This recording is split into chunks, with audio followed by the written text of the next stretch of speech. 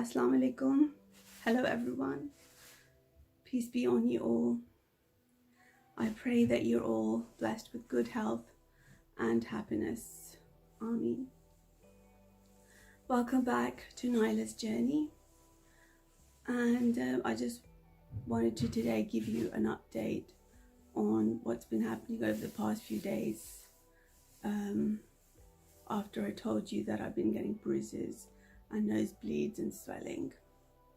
So my nurses visited me, and I got also a visit from my GP, who had checked me and then referred me for a blood test to be done to find out what is the level of my platelet cells. So the next day the nurse came, and from the holistic clinic, and she tried 3 times to take blood out from my veins, but unfortunately she couldn't. She attempted again. I've got bruises again from the blood. So 3 times she tried and she couldn't. So she said she'll let the clinic know, and then another nurse will have to come out. So spoke to the GP and told the doctor that, you know, need to send in a different nurse who will use my portacath instead, because since the second chemotherapy cycle my veins have even thinned more. So it's very difficult to find a vein to draw any blood out. So again, the doctor did a referral to a district nurse who could come and use my portacath to draw blood. The nurse came the next day, and unfortunately she says she does not have experience in dealing with portacaths, but she will try and attempt to take blood out from the vein again. She attempted once, nothing. She tried to look for another vein, not very successful. But then she used the same point here, and alhamdulillah she managed to take blood. So that was a relief, because if she had not been able to, I would have had to go into the hospital at Mount Vernon, a big long journey to make, and have the blood drawn there. So that saved the trip. Now the doctor said that hopefully the blood results will be back by the afternoon, and then he will call and let us know what the next steps will be. And unfortunately got a call in the afternoon to say that the blood that she excuse me, had drawn was not enough. At least 2 bottles were required, but the nurse had only taken 1, so the blood was rejected. So I need to have another blood test. I got worried, thinking, why is this happening? You know, there's so much delay. And then I was just getting stressed out for no reason. The doctor then called and said he will come himself and draw the blood in the morning and take it from there, and have obviously my own doctor is Dr. Patel, so he's the one who's looking after, whose care I'm under. The other doctor who came to see me the other day was a doctor that was on call, so she doesn't know me very well, but she knows obviously from my record what is going on. So my own personal family doctor came, and with the student, and he said he will try and attempt to take it from the portacath. But when he saw my portacath, he said he's never dealt with the portacath with 1 point axis. He's dealt with portacaths which have 2 point axis. So unfortunately mine is 1, so he couldn't use it. but he said he's going to try and take bloods out the old-fashioned way with a syringe. And he used the same point, and alhamdulillah, thanks to Almighty, he managed to draw the blood in the syringe, and he managed to fill up 3 bottles, and that got delivered straight away to the hospital. He increased my checked my bruises, and he said one of the bruises which I showed you the other day on my finger had started to fade away as well, and I think you can see that it's hardly there now. So he said that the bruises are looking better. My eye bruise that was on the left, I've covered it obviously with the concealer, so you can't really see at the moment. Had obviously light, hasn't spread more yet, and the swelling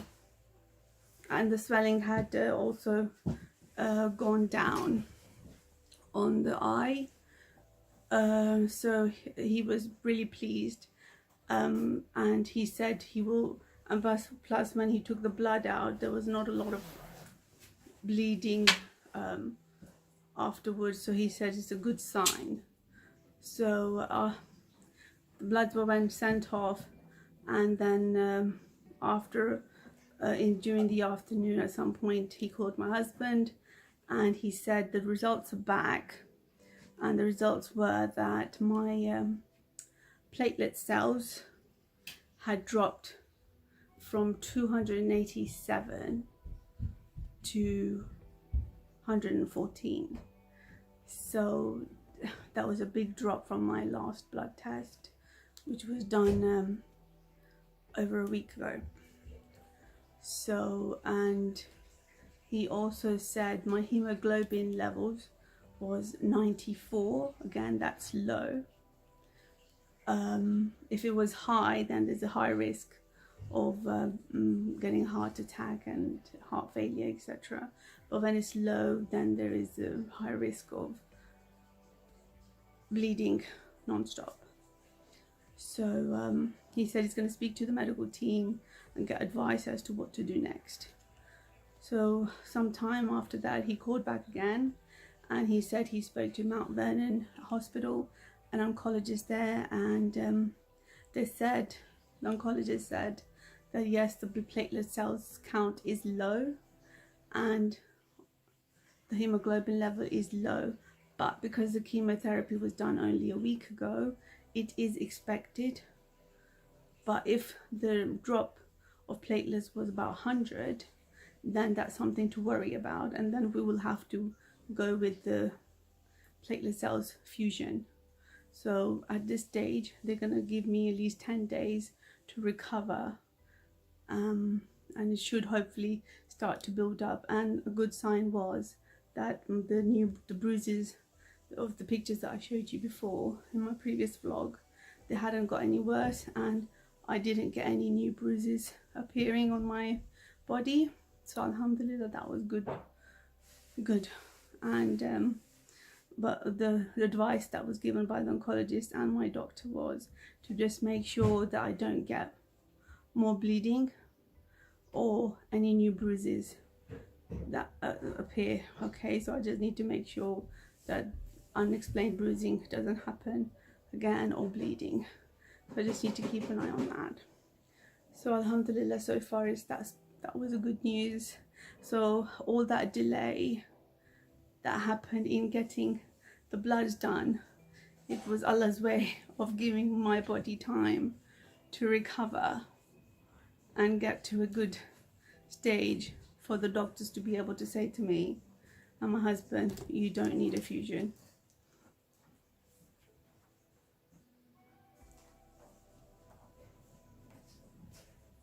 Close the door, please. And so it all worked out. So Allah had planned all this for me, and it's His way. So thanks to Almighty that I didn't need any blood fusions. I also wanted to share with you that for the past few days, because of the swelling in of the liver in my tummy, always feel burdened, and there's always feeling of suffocation and breathlessness, the fear of running out of breath. And for the past few days I was having panic attacks suddenly when I was alone, or just when I was having a lie down and was not in the correct position. I would start to feel panic and feeling I'm trapped, and it was a very bad feeling, and especially because my husband sleeps on the floor next to me. I'm on the hospital bed and he's on the mattress on the floor, and some days, some nights, he had an earphone in his ear, he couldn't hear me, and oh my God, that literally 5 seconds of me calling his name out and him not responding felt like eternity to me, and it was just too much.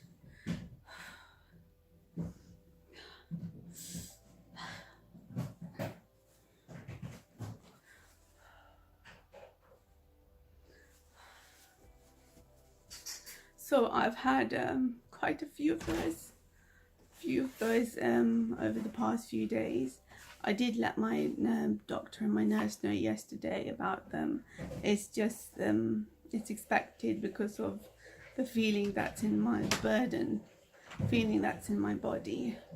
And then obviously I spoke to my husband, and he's explained to me very beautifully. I want him to come and tell everyone, but he just doesn't want to be in the video. Because I've submitted to Allah what His will, that whatever you've planned for me, you know what is best for me. My life and my death, my illness, my health, everything is in your hands.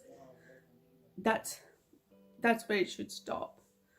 But obviously he said he lives also with the belief, he has a belief that he's alive right now, maybe next minute he might not be. But because I have this thought of that, because of my terminal illness, it can be imminent. Obviously it plays in your head, but I need to remember that I'm loved by the Almighty. I've submitted to Him, and all I need to do is just believe and pray to Him that whatever you've destined for me, just make it easy for me. Health, life, death, health, make it easy for me to live with every moment. So that's what I pray. And he said that because he's there, and anyone who's in my position with any kind of illness, who's suffering, as long as you have that belief that that whatever is already going to happen is already written for you, you've accepted it and you've left it to the will of God. That's it.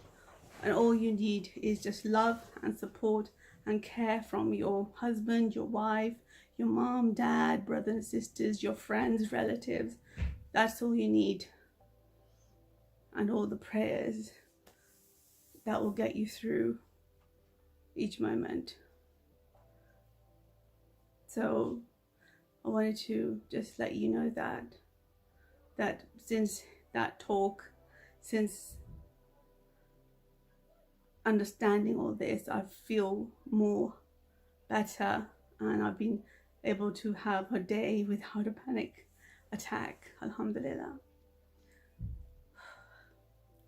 Anyway, so always be positive, always be thankful no matter what situation you're in, because there is someone out there who is in a worse position than me.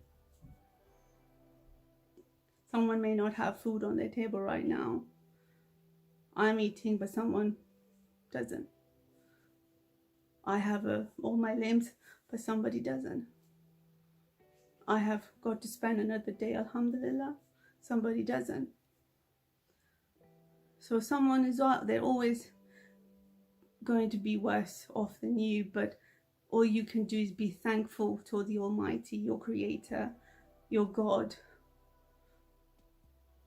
for whatever you've been given, and also pray for others, that may Allah also give them the courage, the strength, the strong willpower, and the belief to continue on and appreciate whatever they've got.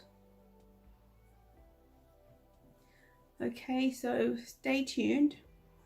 I never say this actually, I always put it in my description: like, share and subscribe and comment and message. So just, if you like the video, like it, please share my channel so I can help others and others can help me.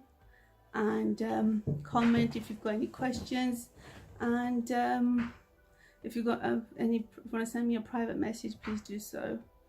And stay tuned, and I'll be back with more. Stay blessed.